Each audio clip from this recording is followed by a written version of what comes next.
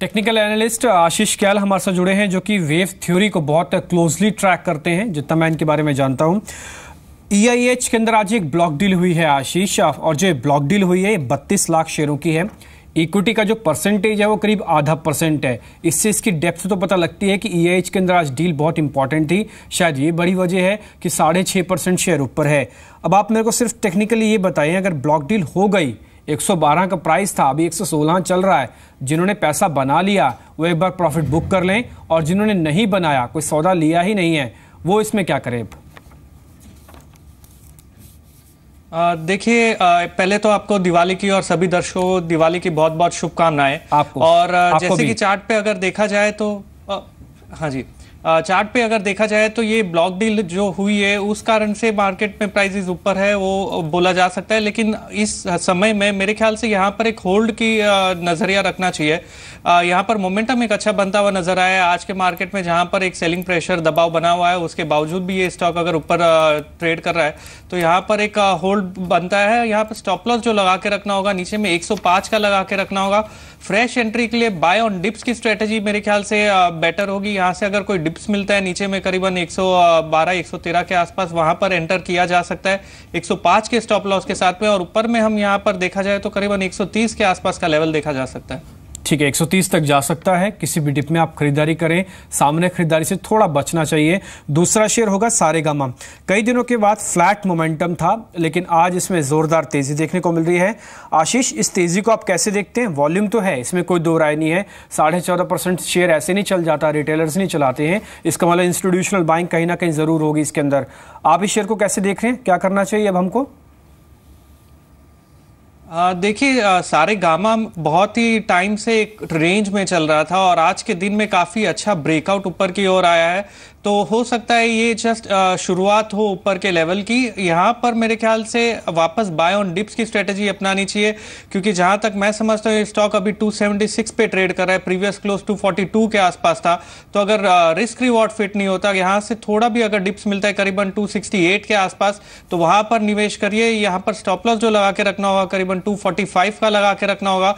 और अगर ये स्टॉक आज करीबन 1 से 2 दिन में 290 का लेवल क्रॉस करने में सक्षम रहता है तो काफी ऊपर के टारगेट्स देखे जा सकते हैं।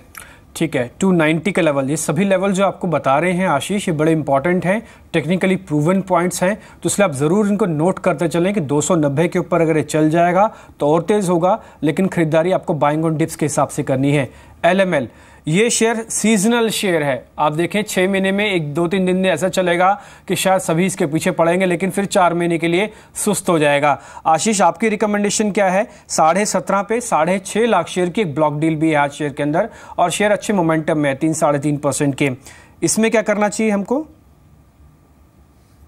देखिए, LML में करीबन 8.5 रुपए के आसपास एक लो बनाया था और ये अक्टूबर के महीने में ही 8.5 रुपया था। ठीक है, वहां से चलकर ये स्टॉक करीबन 17 रुपए के आसपास आ चुका है, तो बहुत स्ट्रांग ऊपर आया है। रिस्क थोड़ा बढ़ जाता है, क्योंकि मेरे ख्याल से करीबन 100% से ज्यादा ये चल चुका है 1 महीने के अंदर अंदर। तो रिस्क थोड़ा बढ़ जाता है। मोमेंटम अगर प्ले करना चाहे तो प्रीवियस बार का लो एक स्टॉप लॉस लगा के रखिए। प्रीवियस बार का लो यहाँ पर करीबन 16 के आसपास का आता है, और वहां का लो एक बना के रखिए। अगर वो लो प्रोटेक्टेड रहता है तो यहां से ऊपर ही दौर कंटिन्यू रह सकता है। स्टॉप के साथ ही एक कामकाज करना चाहिए। अगर वो लो ब्रेक नहीं होता है तो वो स्टॉप के साथ काम करिए, और ऊपर में टारगेट करीबन 20 रुपए के आसपास का देख सकते हैं। ठीक है, एक और शेयर मैं आपके सामने रखना चाहता हूं। ये सभी शेयर्स हम इसलिए भी चुन के आपके सामने लेके आते हैं क्योंकि ट्रेडर्स के फैंसी शेयर हैं, इनमें मोमेंटम मिलता है। ट्रेडर्स बहुत इंटरेस्ट रखते हैं इन सभी शेयर्स के अंदर। IFB एग्रो कंपनी के रिजल्ट्स आए, रिजल्ट्स के बाद अच्छा मोमेंटम इस शेयर के अंदर बनता हुआ दिख रहा है, क्योंकि एग्रो डिवीजन से भी है, तो एक्सपेक्टेड था कि शायद थोड़ा बहुत इसमें मोमेंटम रहेगा अभी मानसून और मानसून के आसपास। आपकी रिकमेंडेशन क्या है IFB एग्रो पे? देखिए, ओवरऑल एग्रो स्पेस में ही काफी मोमेंटम है। IFB एग्रो देखिए कि जुआरी एग्रो देखिए, और एग्रो केमिकल रिलेटेड जो भी स्टॉक्स है बहुत ही बेहतरीन परफॉर्म किया है। तो मेरे राय से ये स्टॉक भी यहाँ से ब्रेकआउट आया है। आज के दिन में एक अच्छा परफॉर्मेंस देखा जा सकता है। स्टॉप लॉस नीचे में लगा के रखना होगा करीबन 430 के आसपास का। वहां पर एक काफी स्ट्रॉन्ग सपोर्ट है, एक गैप एरिया बना हुआ है, तो गैप का स्टॉप एक इसमें अच्छा खासा मिलता है। और ऊपर में ये स्टॉक करीबन 500 का आंकड़ा भी क्रॉस कर सकता है। खाली देखना ये होगा आज के दिन में ये सस्टेन करना चाहिए जो गैप एरिया है उसको। ठीक है, जल्दी से आप कोठारी के बारे में बता दीजिए। 27% 2 दिन में चल चुका, अब हमको क्या करना चाहिए इसमें? देखिए, कोठारी प्रोडक्ट्स अगर मैं सही देख रहा हूं तो इसका चार्ट जो बता रहा है इसमें भी 180 का एक लो था, उसके बाद से आज एक बुलिश कैंडल फॉर्म कर रहा है ये फिलहाल, और यहाँ पर भी मोमेंटम है, एक ब्रेकआउट है। ये सभी चार्ट्स में अगर आप देखेंगे तो बहुत सिमिलैरिटी, एक कंसोलिडेशन में थे ये चार्ट्स और ये स्टॉक्स, और काफी स्ट्रॉन्ग ब्रेकआउट आया है ये 2 से 3 दिनों में। तो यहाँ पर लॉन्ग किया जा सकता है। स्टॉप लॉस जो लगा के रखना होगा करीबन 210 के आसपास का लगा के रखना होगा, क्योंकि ये यहाँ पर भी एक गैप अप ओपनिंग है, तो 210 का स्टॉप लगा के रखिए। और जो टारगेट निकल के आता है पैटर्न ब्रेकआउट का, उसके हिसाब से यहाँ पर करीबन 245 250 का लेवल देखा जा सकता है। ठीक है, हर चीज अपने वक्त पे ही अच्छी लगती है, और वक्त अब ये हो गया जानने का कि आज ब्रोकरेज रडार पे कौन सा शेयर है। अंचल कपूर हमारे साथ जुड़ चुके हैं। अंचल, बताएं।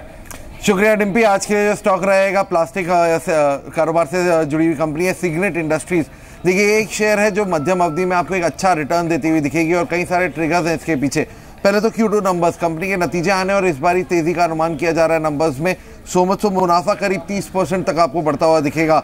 मार्जिन फ्रंट पे बात करें तो वहां पे एक शार्प इंप्रूवमेंट आती हुई दिखेगी। 2 से 3% तक कंपनी के margin quarter on quarter basis पे इंप्रूव होते हुए दिखेंगे, और कारण है कंपनी लगातार बीते 2 तिमाहियों से अपने खर्च को कर्टेल कर रही है, अपने को कॉस्ट इफेक्टिव बनाने की कोशिश कर रही है, और उसका फायदा Q3 में भी कैरी फॉरवर्ड होता हुआ दिखेगा। Q1 अगर आप नतीजे देखें तो Q1 नतीजे अनुमान से बेहतर रहे थे। कंपनी का मुनाफा करीब 2 गुना बढ़ता हुआ दिखा था क्वार्टर ऑन क्वार्टर बेसिस पे, और ये मोमेंटम आगे कैरी फॉरवर्ड होने का पूरा अनुमान लगाया जा रहा है। वैल्यूएशंस की बात करते हैं, कंपनी की मौजूदा कैश ईपीएस 80 पैसे की है। शेयर के मुकाबले एक अच्छी कैश ईपीएस होल्ड करता है कंपनी। काफ़ी साउंड वैल्यूएशन है। शेयर में एक रनअप अभी आना है, अभी आ चुका है, लेकिन अभी और अपसाइड बाकी है। सेक्टर पूरा चल चुका है, लेकिन अभी भी शेयर में एक तेजी बन सकती है। और दूसरा बड़ा ट्रिगर, प्रमोटर होल्डिंग। बहुत साउंड प्रमोटर्स है कंपनी के, शेयर होल्डिंग गिरवी नहीं रखी गई है, और होल्डिंग बढ़ाई है। 70.24% से बढ़ा के 73.58% की है Q2 में। ये सब ट्रिगर्स को देखते हुए फर्स्ट कॉल मानता है 55 रुपए का लक्ष्य आपको मध्यम अवधि में सिग्नेट इंडस्ट्रीज में आता हुआ दिखेगा। ठीक है, 55 का यहाँ पे टारगेट है, आप इस पर नजर रख सकते हैं। अंचल, शुक्रिया आपका कार्यक्रम में जुड़ने के लिए। अब सीधा चलते हैं, आपको वापस मुंबई लेके चलते हैं। अनुराग शाह वहाँ पे खड़े हुए हैं बॉम्बे हाउस में, जहाँ पे सारस मिस्त्री पहुंचे हैं। सारस मिस्त्री पिछले 2 दिन में जी बिजनेस जितना कवर किया है शायद ही किसी ने कवर किया हो, और आपको हर पल पल की जानकारी हम आपको दे रहे हैं। अनुराग, आज की डेवलपमेंट क्या है जो बॉम्बे हाउस में हो रही है? क्योंकि एक मेल हमें पता लगा कि बोर्ड के मेंबर्स को सारस मिस्त्री की तरफ से भेजा गया है, थोड़े नाराज भी दिख रहे हैं।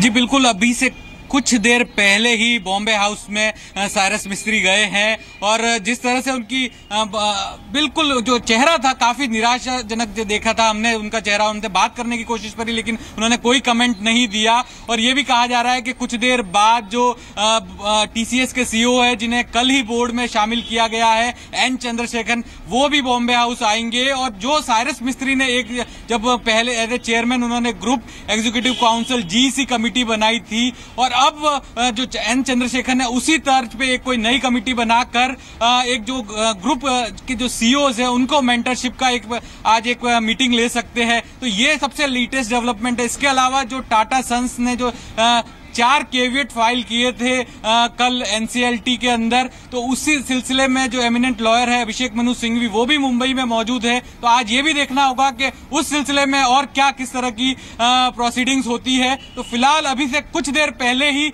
सारस मिस्त्री ने बॉम्बे हाउस में एंट्री ली है, और सारस मिस्त्री ने जो बोर्ड मेंबर्स को अपना लेटर लिखा उसमें साफ साफ ये कहा था कि जो एक्शन लिया गया पूरी तरह से इलीगल है, इनवैलिड है, और उससे ये काफी शॉक्ड है। उनके पास शब्द नहीं है इसके ऊपर कोई प्रतिक्रिया देने के लिए। और उन्होंने ये भी कहा कि जो चेयरमैनशिप के अंदर जो एसोसिएशन ऑफ आर्टिकल था टाटा सन्स का, तो उसके बाद से उनके जो पावर्स थे वो काफी कमजोर हो गए थे, और इस वजह से वो कुछ फैसले नहीं ले पाए थे। और बाकी जो भी फैसले उन्होंने लिए जो नॉन कैश कंपनीज थे उनके रिफॉर्म को लेके, तो सारे फैसले जो थे वो ग्रुप के हित में ही थे, और वो पूरी तरह से शॉक्ड है जिस तरह से इन्हें हटाया गया है। और इससे उनका ये भी कहा है कि इस फैसले से न केवल उनकी इमेज को बल्कि पूरे टाटा ग्रुप की इमेज को भी काफी हद तक धक्का पहुंचा है।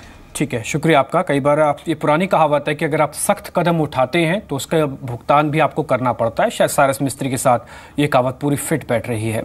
टाटा ग्रुप के शेयर्स आपके स्क्रीन पे, कुछ एक शेयर्स रिकवर करने की आप कोशिश भी कर रहे हैं, लेकिन कल डॉक्टर रेड्डीज के नतीजे आए थे, फटाफट से नतीजे देख लें, उसके बाद अभिजीत मुखर्जी जो कि कंपनी के COO हैं उनसे बातचीत करेंगे। नंबर्स आपके सामने हैं, प्रॉफिटेबिलिटी घटी है, एक क्वार्टर ऑन क्वार्टर बेसिस पर थोड़ा सा हमने दबाव आते हुए देखा है। अभिजीत मुखर्जी भी हमारे साथ अब बन चुके हैं। अभिजीत शुक्रिया समय देने के लिए जी बिजनेस को। ये जो इस बार नंबर्स रहे हैं, अगर मैं क्वार्टर ऑन क्वार्टर बेसिस पर देख रहा हूँ, शायद थोड़े कमजोर नंबर्स हमको दिख रहे हैं, लेकिन फिर भी मार्केट्स में अच्छा रिएक्शन आया। आपकी फर्स्ट रिएक्शन क्या है? I don't know whether it will be same or not, but I think sequentially we expect movement quarter on quarter in the positive direction, mainly because of the reasons that the major part of the headwinds have all played out, and organic growth, which is cornerstone of any healthy business, should set in, have already set in this quarter, and should continue going as we go along. ठीक है। इस बीच अभिजीत एक चीज़ मैं आपसे और समझना चाहता हूँ, ये रिजल्ट जो नंबर अभी भी दिख रहे हैं हमको, लेकिन अगर इसमें हम इम्प्रूवमेंट देखना चाहें तो एक क्वार्टर के लिए हमको वेट करना पड़ेगा या फिर आगे? वैसे आप सिक्वेंशली नहीं देखेंगे हम इसको, लेकिन फिर भी मार्केट्स में रिएक्शन जो है सिक्वेंशली बेसिस पर भी आता है। नंबर्स में सुधार कब तक दिखता है? Well, again, you know what, I wouldn't put an exact time frame, as long as directionally we move in a pretty much similar fashion as we moved from Q1 to Q2. I think our endeavor would be to keep similar rate of movement in the right direction, and then you can sort of add up the math and see where that brings us to a state of the earlier levels of profitability. ठीक है।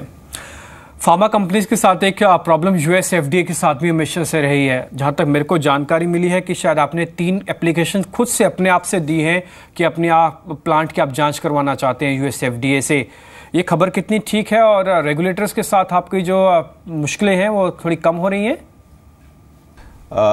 We have, in terms of the commitments, we have completed everything, not just these sites, but we have tried to extend to all other sites the specific observations and our commitments. And we have communicated to the agency that we are ready for reinspection. We are also trying to work out a date with them in which we can have a face-to-face meeting, and that's being worked out as we speak. So let's see how it unfolds over the next couple of quarters. ठीक है, शुक्रिया आपका अभिजीत समय देने के लिए जी business को। हम उम्मीद भी करते हैं कि आपके नंबर्स आगे जाके और बेहतर आते हैं दिखें, और दिवाली की भी आपको बहुत बहुत शुभकामनाएं हमारी तरफ से। शुक्रिया समय देने के लिए। डॉक्टर रेड्डीज के अंदर कल तेज मोमेंटम था, लेकिन आज थोड़ी प्रॉफिट बुकिंग है। आशीष, मैं बिल्कुल ठीक बोल रहा हूँ ना? आज प्रॉफिट बुकिंग ही है? हाँ जी, देखिए अगर ओवरऑल फार्मा स्पेस में देखा जाए और डॉक्टर रेड्डी की बात की जाए तो ये डॉक्टर रेड्डी ने एक हाई बनाया था करीबन 3650 3700 के आसपास। उसके बाद एक इम्पल्सिव फॉल आया था जो करीबन 2950 पे होल्ड हुआ था, और वहां पर एक लगता है कि वेव 1 कंप्लीट होके अभी जो फिलहाल करेक्शन चल रहा है ये एक साइडवेज टू रिट्रेसमेंट है, इसे वेव 2 कहा जाएगा। और ये कंप्लीट होने के बाद में वापस से सेलिंग प्रेशर अब बन सकता है इस स्टॉक के अंदर, तो ज़्यादा उम्मीद नहीं रखनी चाहिए। जो ऊपर में पुल बैक आएगा वो टेम्पररी होगा, शायद गैप फिल करने की कोशिश करे 3300 के आसपास तक जाकर, लेकिन अगर 3000 का आंकड़ा ये स्टॉक ब्रेक करता है तो यहाँ पर सेलिंग प्रेशर वापस से इंटेंसिफाई हो सकता है। ठीक है, तो लेवल्स के हिसाब से, खबर के हिसाब से, मैनेजमेंट का व्यू, सब कुछ हमने आपके सामने रखा। शायद ही डॉक्टर रेड्डीज के बारे में कुछ और बच गया होगा जो आप जानना चाहेंगे। संजय लाल भाई जो कि कंपनी के MD हैं अरविंद लिमिटेड के, उनसे भी बातचीत करते हैं, लेकिन पहले आपको खबर बता दें 10% हिस्सेदारी ये बेचना चाहते हैं अपने ब्रांडेड फैशन बिजनेस के अंदर जो कि अरविंद फैशन लिमिटेड के नाम से है, और जो हमें जानकारी मिली उसमें करीब 740 करोड़ रुपए के आसपास से जुटाना चाहेंगे। संजय, शुक्रिया समय देने के लिए पहले तो जी बिजनेस को, और दीपावली की आपको बहुत बहुत शुभकामनाएं। मैं ये सिर्फ ये जानना चाहता हूँ कि कंपनी को ये फैसला क्यों करना पड़ा, और इसकी कुछ और डिटेल्स अगर आप हमारे साथ शेयर कर पाएं तो। एंटरप्राइज वैल्यू 8000 करोड़ की हुई है और उसमें 600 करोड़ का डेट है। सो अरविंद को 740 करोड़ रुपया की इनकम होगी और कैश फ्लो होगा, और वो डेट रिटायरमेंट में हम यूज़ करने वाले हैं। ठीक है, ये जो आप फंड्स बता रहे हैं 740 क्योंकि 10% हिस्सेदारी बनेगी, 7000 का 10% 700 करोड़, ये आपके पास बैलेंस शीट्स में कंपनी में जल्द ही आ जाएगा या इसमें कुछ टाइम लगने वाला है? हाँ, सो नवंबर एंड तक ये डील हो जाएगी और वो रुपया आ जाएगा। और mainly as I was just saying कि हम डेट रिटायर कर देंगे, long term debt. So company में लॉन्ग टर्म डेट बचेगा नहीं, और जो भी लॉन्ग टर्म थोड़ा डेट होगा वो TUF वाला बहुत लो इंटरेस्ट कॉस्ट वाला डेट होगा। ठीक है। वैसे ये जो आप फैशन का 10% हिस्सा बेच रहे हैं अरविंद फैशन लिमिटेड का, उसमें ब्रांड कौन कौन से आते हैं संजय?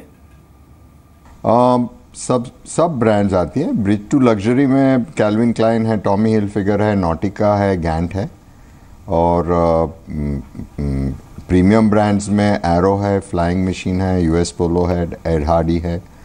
और देन वो सब अलग अलग ब्रांड्स है, गैप है, एरोपोस्टल है, चिल्ड्रंस प्लेस है, सेफोरा है, हेन्स है। सो बहुत सी ब्रांड्स है, अनलिमिटेड है। अब आपने ब्रांड इतने सारे बता दिए हैं तो अब ये भी बता दीजिए कि आप इसकी अलग से लिस्टिंग तो नहीं करवा रहे हैं, क्योंकि काफ़ी सारे ब्रांड्स हैं।